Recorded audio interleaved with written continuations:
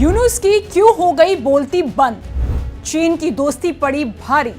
भारत ने बांग्लादेश को दिखाया आईना। भारत ने बांग्लादेश को बड़ा झटका दे दिया है, जिससे बांग्लादेश की इकोनॉमी पर डेंट लगने की संभावना है। भारत सरकार ने बांग्लादेश को दी जा रही ट्रांसशिपमेंट सुविधा को रद्द करने का ऐलान कर दिया है। अब सरकार का यह कदम बांग्लादेश की अंतरिम सरकार के मुख्य सलाहकार मोहम्मद यूनुस की ओर से चीन का हितैषी बनने के बाद आया है। यूनुस ने रणनीतिक रूप से महत्वपूर्ण पूर्वोत्तर भारत क्षेत्र में चीन की विस्तारवादी की वकालत करते हुए इसे भूमि से घिरा हुआ कहा था।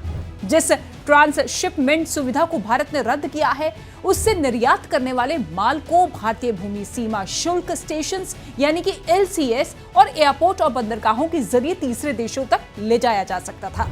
लेकिन अब बांग्लादेश इस सुविधा का लाभ नहीं उठा पाएगा, जिससे उसकी अर्थव्यवस्था को बड़ा झटका लगने की पूरी उम्मीद है। ये जो सुविधा है वो जून 2020 में शुरू की गई थी, जिससे भूटान, नेपाल, म्यांमार जैसे देशों को बांग्लादेशी निर्यात आसान हो गया था।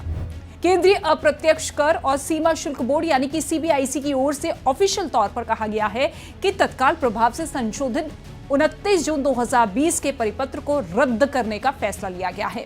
इसी के साथ CBIC ने कहा कि जो कार्गो भारत में पहले से प्रवेश कर गए हैं, उन्हें परिपत्र में दी गई प्रक्रिया के अनुसार ही भारतीय क्षेत्र से बाहर जाने की अनुमति दी जा सकती है, लेकिन इसके आगे किसी को एंट्री नहीं मिलेगी। यानी कि बांग्लादेश को भारत की ओर से ऐसी लताड़ लगी है कि उसकी अर्थव्यवस्था पूरी तरह से चरमराती हुई नजर आएगी। देखिए, बांग्लादेश की सत्ता शेख हसीना के हाथ से जाने के बाद भारत के साथ उसके रिश्तों में गिरावट आई है। अब हाल ही में मोहम्मद यूनुस ने चीन की 4 दिवसीय यात्रा के दौरान एक विवादित बयान दिया था। उन्होंने भारत के पूर्वोत्तर क्षेत्र को भूमि से घिरा हुआ कहकर संबोधित किया और कहा कि समुद्र तक पहुंचने का कोई रास्ता नहीं है और बांग्लादेश को इस क्षेत्र का प्रमुख समुद्री प्रवेश द्वार बता दिया। इससे पहले वो ढाका को महासागर का एकमात्र संरक्षक बता चुके हैं। इसके साथ ही चीन से बांग्लादेश में अपनी आर्थिक उपस्थिति बढ़ाने की भी गुजारिश उन्होंने की थी। यूनुस ने कहा था कि भारत के पास समुद्र तक पहुंचने का कोई रास्ता नहीं है, इसलिए ये एक बड़ी संभावना को खोलता है। ये चीनी अर्थव्यवस्था का विस्तार हो सकता है, जिस पर विदेश मंत्री S जयशंकर ने कड़ी आलोचना की। भारत ने साफ किया कि बंगाल की खाड़ी में हमारी सबसे लंबी तटरेखा है, जो करीब 6500 किलोमीटर है। अब आइए आपको बताते हैं कि भारत पड़ोसी देश को आर्थिक तौर पर कितनी मदद करता है। भूटान। भारत सबसे ज्यादा भूटान की आर्थिक मदद करता है। भारत ने 2025-26 के बजट में भूटान के लिए 2150 करोड़ रुपए का प्रावधान किया। भारत भूटान को इंफ्रास्ट्रक्चर, पनबिजली परियोजनाओं और आर्थिक सहयोग से जुड़ी परियोजनाओं के लिए मदद करता है। मालदीव। पिछले साल मालदीव से रिश्तों में तनातनी के बाद दोनों देशों की ओर से संबंधों को बेहतर बनाने की कोशिश शुरू हुई। पिछले साल मालदीव को दी जाने वाली मदद में कटौती की गई थी और उसे 400 करोड़ रुपए आवंटित हुए थे, लेकिन इस बार मदद के लिए 400 करोड़ रुपए दिए गए हैं। नेपाल।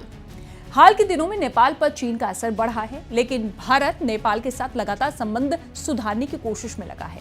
भारत ने हाल ही में ऐसा कोई कदम नहीं उठाया है जिससे चीन के साथ नेपाल की नजदीकी बढ़े। वित्त वर्ष 2024-25 में नेपाल के लिए संशोधित बजट 700 करोड़ रुपए का था और इस बार नेपाल को लेकर भारत की तरफ से कोई कटौती नहीं की गई। श्रीलंका।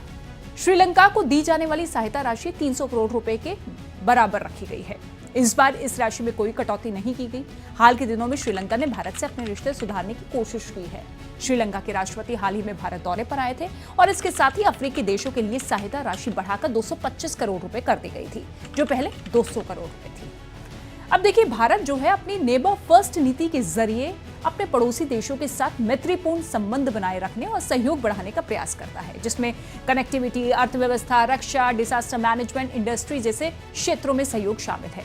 लेकिन ये सहयोग तभी तक सीमित है जब तक पड़ोसी देश अपनी सीमा में रहकर रिश्तों को सम्मान और सौहार्दपूर्ण तरीके से बनाए रखें।